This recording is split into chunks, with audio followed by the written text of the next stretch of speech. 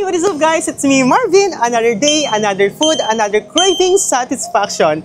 Yes, you heard it right, to satisfy our cravings. So for today's video, we're gonna do the food review in Street Halo Halo and Street Ramen. So without further ado, and if you're ready, then let's start.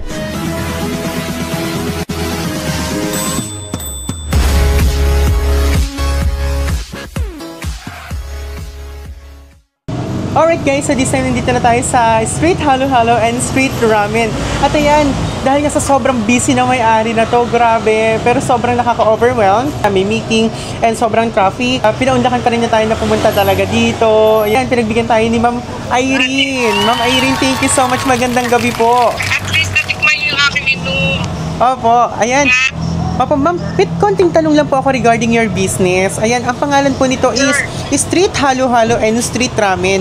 Saan po nagsimula yung pangalan ng Street Halo Halo and Street Ramen? Paano po ito nabuo? Actually, I started sa sidewalk. Sa sidewalk? May cart lang ng ramen. Ng ramen. Talaga? Oo, ramen ako nag-start sa ramen. Since I'm in the street, so I called it street ramen. Kaya? So, din ako nag-start. Meron lang kaming lamesa. And yun nga, tumagal. Yes. Kaya ngayon po naintindihan ko kung bakit sobrang humble niyo po talaga. Naku, thank you.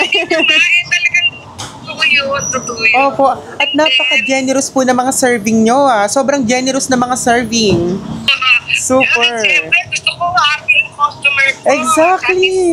Opo. Kaya minsan napapatanong ako, kumikita pa ba yung mga ganitong business? Kasi sobrang generous ng may-ari and at the same time, hindi talaga tinipid. Dahil na pena, master na rin kung paano pasarapin. And kasi ako, gusto ko siyempre kinakain ko masarap. Opo. Diba? Kaya ganun din ang gusto ko serve sa customer. Yes. So, and speaking of na master na, kailan po na-establish ang Street Halo Halo and Street Ramen? Nag-rent na ako ng space. Nilagyan ko ng iba pang menu.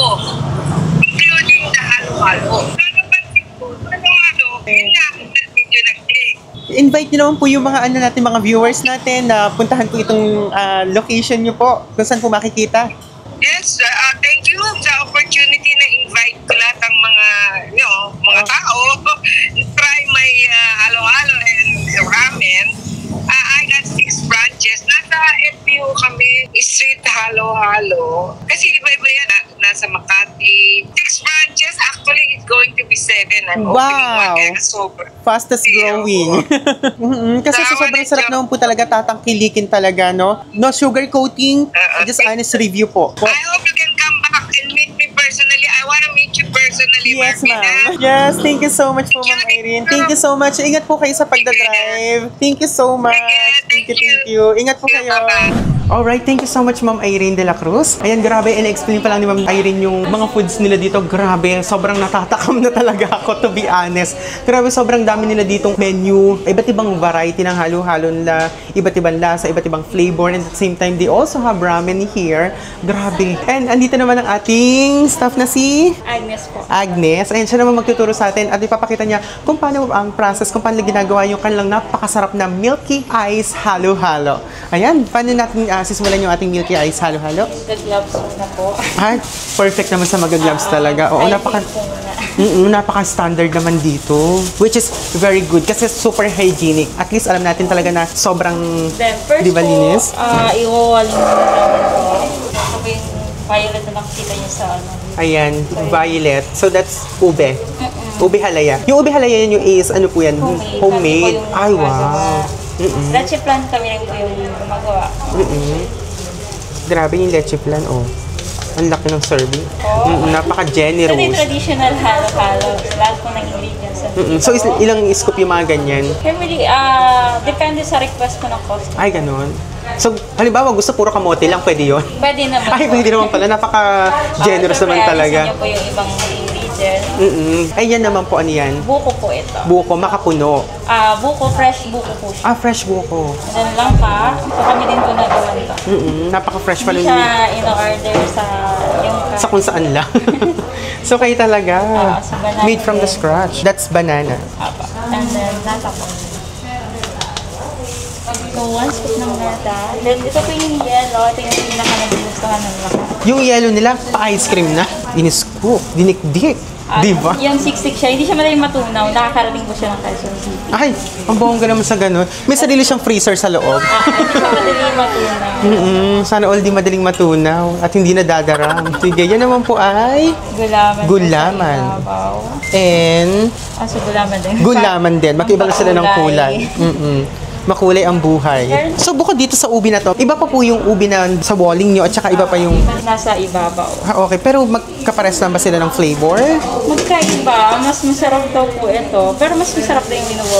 Anong difference? Pares silang ube. Ito kasi pang ano siya, walling lang po. Ito is topping. Ano pa yung kulang natin dito, ate? Ice cream po. Hindi naman kayo mahilig sa ube. May ube sa walling, may ube on top, and then may ube ice cream. Pinakalas po yung Rice Krispies. Rice Krispies. Grabe, overload na yan. Ano yung tawag din sa halo-halo? Sobrang dami yung variety ng halo-halo. Yes po. So what do you call this? Yan po yung bestseller namin, street hash. Street halo-halo. Pero parang hindi siya pang street ha. Grabe. Pang high class. Grabe sa topping, sa lahat ng mga ingredients. Super overload. And wow. Ready na po siya. Ready na. Ready na. Hindi sila mahilig sa violet. Di ba? Miss Agnes, ayan, kung i-explain mo sa amin, ano yung difference ng halo-halo nyo sa halo-halo dito? Una na yung yellow niya po. Milky yung yellow niya. So, sa yellow pa lang panalo na. Masarap Panalo na. Lumalaban. Tapos Lumalaban. yung toppings niya, marami din po yung laman. Then, lahat masarap. Lahat talaga masarap. Sige nga, Walang i-check. tapon. Walang tapon. Sige nga, okay lang ba itikman ko? Yes po. Sige. Grabe, overload nga talaga. So, simulan muna natin dito sa kanilang nagmamalaki na milky ice daw.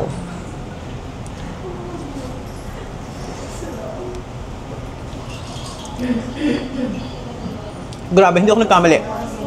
Pa-ice cream na siya. Purong-puro siya na milk, tapos iniref lang, tumigas. Tapos isinave na nila. Ganun yung lasa. Isa pa. Grabe, ang sarap ng combination ng ice cream niya with crispies, tapos samahan pa ng napakakulay na gelatin, gulaman, tapos samahan pa natin ng ice cream. Pero paano pa natin siya mahalo? Punong-puno. Pero parang hindi ako magsasawa kasi hindi siya sobrang tamis, hindi rin siya sobrang bland. Sobrang compliment talaga yung lasa ng milk niya. So kung mahilig ka sa milk at natatakot ka talaga na magkaroon ng diabetes, go ka dito. Hindi ka matatakot kumain ng ice cream nila kasi hindi siya sobrang tamis. At napansin ko, hindi nila nilagyan ng sugar or Yes po. sugar syrup. Tama? Wala po siya. Walang sugar syrup. Wala ako nakitang sugar syrup or any sweetener na nilagay. Hindi niyo naman pinapahirapan yung kumakain. Sabi niya, habang nahihirapan, mas sumasarap.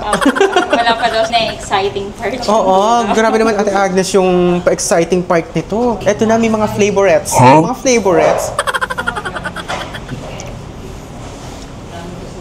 Heaven.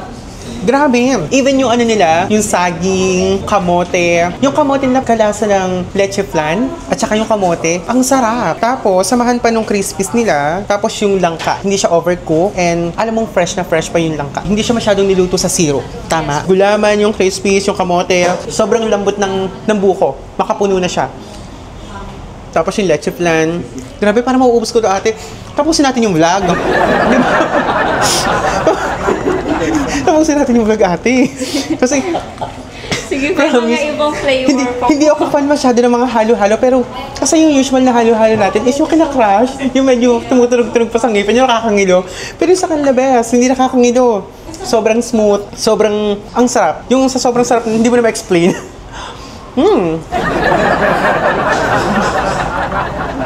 Tuwang-tuwa sila. Hindi siya nakakasawa Thank you so much Ate Agnes. Grabe. Pwede mo ipakita niyo naman sa amin yung pinagmamalaki niyo ditong ramen. Sige po. Ayan, sige. Kailangan po tayo ikot sa mga Iikot tayo. Sige, saan? Sa Ferris wheel? Sa ruleta? sa kabila po. Sige, Sa kitchen naman. sige, iikot muna daw tayo para makita natin yung surroundings and at the same time doon sa kanilang kitchen. So magkaiba yung cold area tsaka yung hot area nila, which is good, di ba? Ayan, from cold area, pumunta naman tayo sa kanilang hot kitchen. Yes. Ayan. Dito lang po ginagawa yung ramen, rice meal, at Grabe, ang linis din ng kanilang ng hot kitchen, no? Ayan, hello po, magandang gabi, magandang alon. Ako nga po pala sa Ann Curtis. Ayan, kamusta? Ayan, papakita naman po nila kung paano nila ginagawa yung... street ramen po kasi ito yung pangalan nila. Yes, sige, pakita natin yung street ramen nila kung paano ginagawa. At kung talagang pang street nga lang ba o pang high-end din. Ayan, ano po yung mga ingredients na nilalagay niyo dito? Ito po yung pork giniling, Pork giniling, wakame po, mushrooms, Mushroom. and egg po. Yung egg. So, sa Naruto, toge, corn, and onion leeks. Onion leeks. And pork po na slice, and katsubushi po. Tatsubushi. Grabe, overload na to. Inori din po. Inori sa taas. So, ano pa yung susunod dyan? Okay na po siya. Ayun, overload na siya. Sige. Okay lang po ba? Tikman po namin. Alright, so this time nandito tayo sa moment of truth. Di ba lakas mo ka moment of truth, Ate Agnes and Asher? So this time, ayan, titikman naman natin in front of the chef. Bago ko siya haluin, i-check ko muna yung kanilang stock, yung broth, na pinakuluan ng ilang araw. Grabe. Ang sarap niya. Talagang lasang-lasa mo talaga yung pinakulo ng sobrang tagal na combination nga talaga siya ng pork, beef, and yung chicken niya. Grabe, parang sa supa lang ate, busog na kami. Diba? Sobrang nagko-compliment, sobrang lasang-lasa. Parang unting-unti lang yung nilagay yung tubig tapos pinakuluan talaga ng sobrang tagal, no? So this time, i-check naman natin kung haluin naman natin siya. Ayan. In front of the chef. Ayan. Ay, grabe. Yung amoy niya, maraming artista doon kumakain dito at sinasabi nga na walang pinakaiba to sa nakakain nila sa ibang bansa or sa Japan. Kasi ang ramen is originally from Japan. Tama? Yes. Ayun. Di ba kumukuha ng simpatsya? Then, there you go. Sige, tikman muna natin dito. Kuha lang tayo muna kasi hindi naman talaga natin ito mauubos. Pero sa lasa niya, grabe. Kung ito lang talaga kain, busog na busog ka na. Tapos lagyan pa natin ng konting soup, konting sabaw. Yan. Tapos konting mga ingredients niya para at least mas ma-experience natin yung lasa niya, no? Okay. Tapos ayan, konting egg. Then, there you go. Paki-focus sa mukha. Huh? Charot. Suyang-suya na sa mukha. Samahan pa natin ng konti. Siyempre, wag tayo naman pabigla-bigla at grabe naman yung pabigla-biglang ganyan. Baka naman mapasa ang bunganga earth natin dito. Diba? So, the moment of true earth. Ganito.